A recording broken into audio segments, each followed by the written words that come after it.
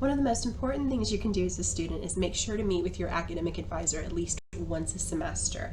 You don't have to, it's not required advising, and there's not a specific advisor that is assigned to you, but we highly recommend it just to make sure that we get to meet you and that we can check and make sure that you are on track with your program. Just to make sure that you aren't planning coursework in the incorrect order, things like that. You want to make sure to schedule your appointment through the Navigate system in Howdy at least 1 to 2 weeks in advance. We do recommend looking at appointments early on, maybe in February or October, which is kind of a downtime for academic advising, and so that way you don't have to wait in long lines or possibly miss an advising appointment before your pre-registration time because you left it till the last minute, and so did 800 plus other people. So again, highly recommend scheduling your appointments early, and make sure to do some research before your appointment so that okay, the answers to my questions aren't found easily elsewhere, and you can kind of just make sure to maximize the time that you have with your advisor, so you organize your questions ahead of times, things like that. When emailing your academic advisor, always make sure to include your UIN so that we know specifically that it's you who's emailing us and we can look up your record. And always make sure to use your official TAMU student email account. If we get an email from like a Gmail account or a Yahoo, there's no way to verify that this is coming from you. And so you have to use your official student email account so that we know that we're responding to the correct person and it's not somebody who's created a fake profile or something like that. For more information on academic advising and how to make appointments, be sure to check out the AgX Student Handbook. And you can also find the contact information for your academic advisors by looking up the College of Ag and Life Sciences advisor page, which I've included a link for at the bottom.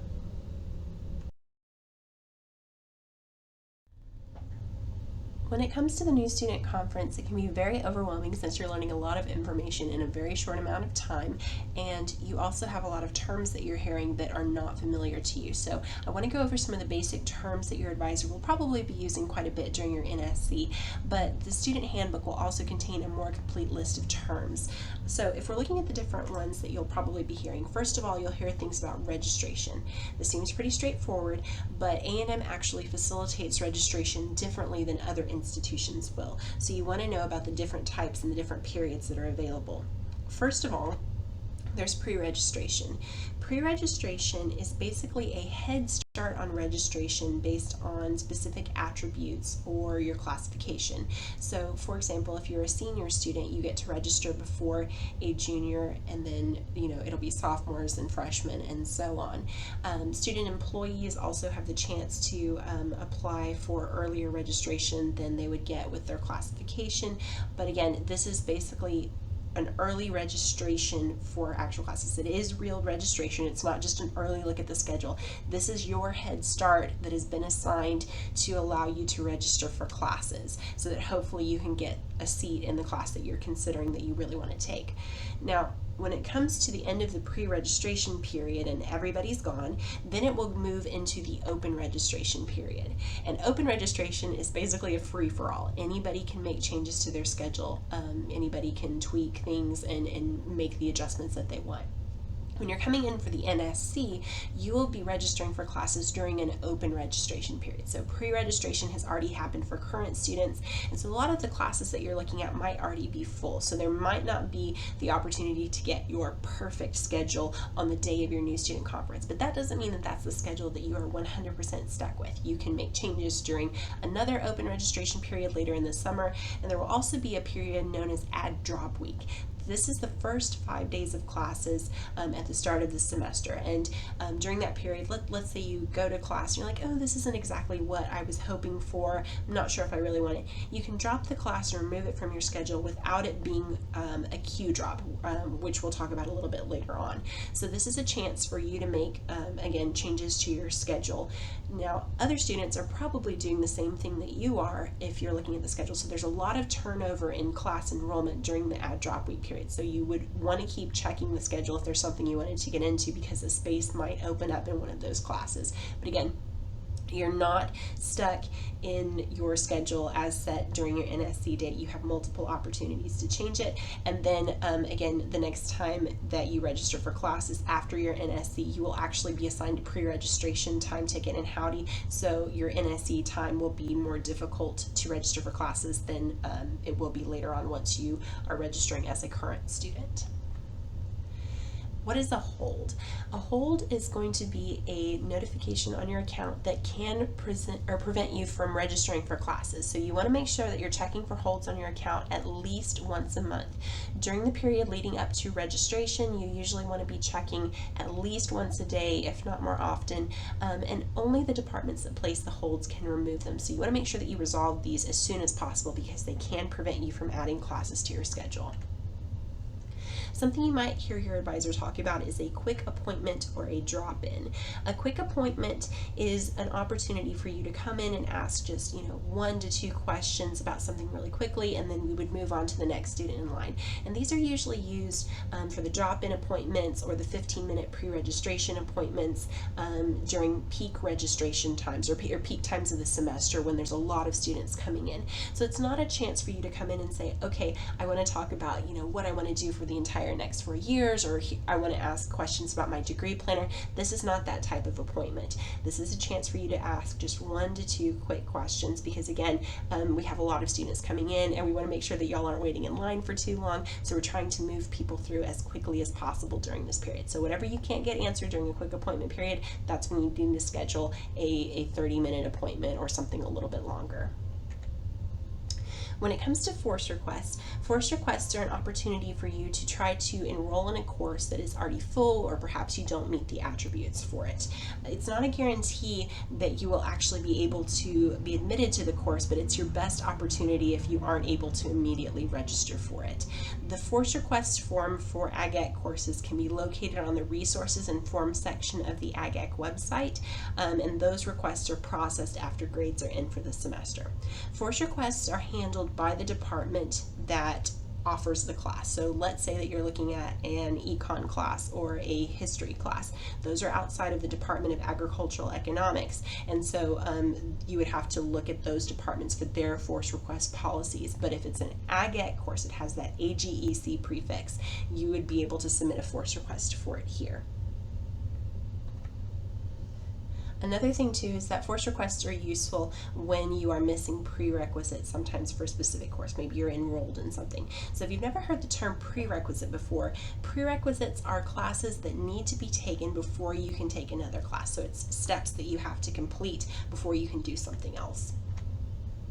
Something else you'll hear us talking about quite a bit is your degree sheet. This is something that we will send you with a list of suggestions for the coursework, and we'll talk a little bit more about this on the next page, but this is going to be one of your best resources during the new student conference, and make sure that you've looked at this and the tip sheet that goes along with it. So your degree sheet is going to show you what courses your academic advisor recommends. These are the suggestions that we've made after looking through your entire transcript, checking to see, okay, what credit do you already have for certain classes, what's coming in, what's applying where. So make sure to read the degree tip sheet that accompanies it to make sure that you're understanding how we're suggesting the classes. But something to remember is when you're looking at your degree sheet for the advisor suggestions, be sure to submit your high school transcript, because if you have credit for your foreign language being completed at the high school level, your advisor won't be able to see that until the transcript is in. Same thing goes with AP credit or dual credit classes that are not on your record yet. So if your advisor has suggested something on the sheet, it's based on what they can see in Howdy currently. It's a suggestion made to the best of their knowledge. So if you think that there's even a shred of chance that you might get credit for a specific course, you need to let your advisor know about it, because again, they may not be able to see that you have certain course credit yet. As a side note, when you're looking at your degree sheet, AgEc 105 is required for all students in their first semester. Freshman students will also be required to take a first year experience course. So there are some classes that will definitely need to be the ones that you build the rest of your schedule around.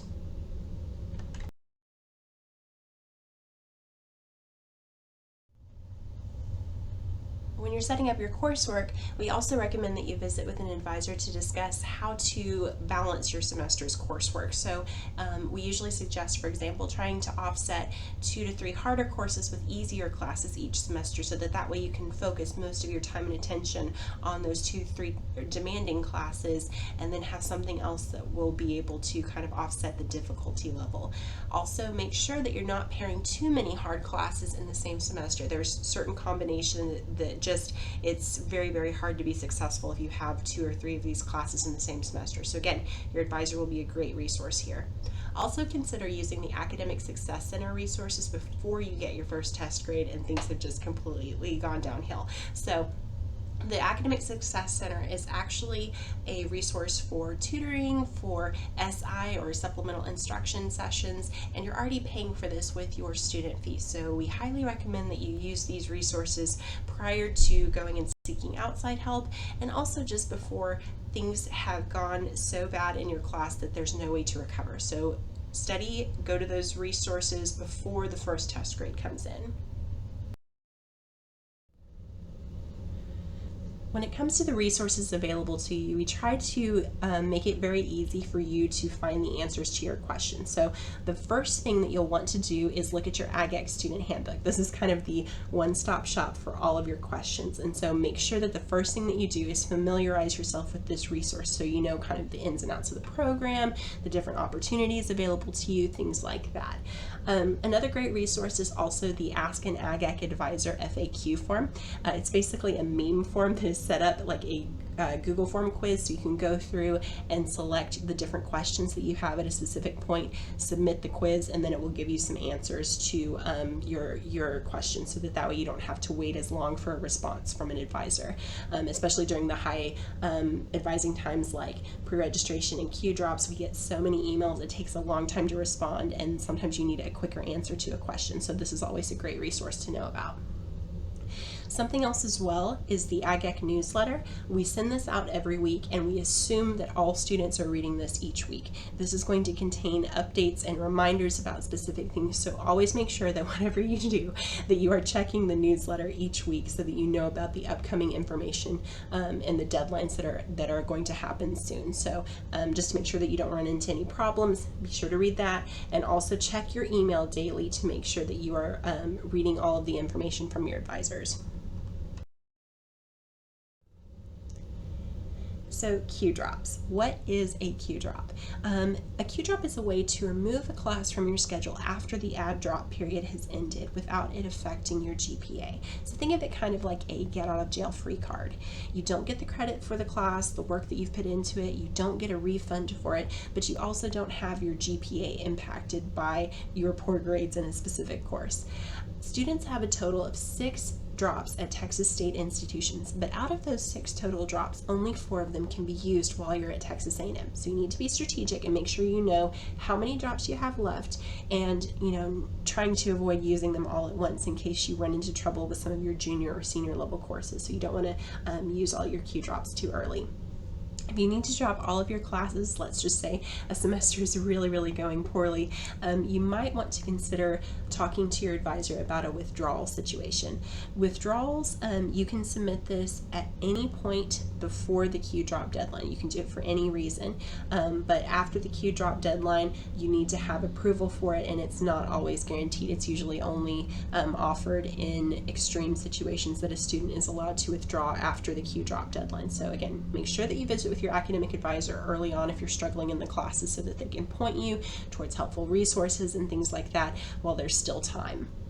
Also, remember, if you're considering a Q drop or a withdrawal option, that you need to make sure that you know when the deadline is. Q drops are not like assignments, and they cannot be turned in late. Cannot be done. So always turn in your form before noon on the day of the deadline to allow processing time, so that your advisor can remove the class from your schedule before the system closes at 5. Because once it closes at 5, there's nothing we can do. The class cannot be removed.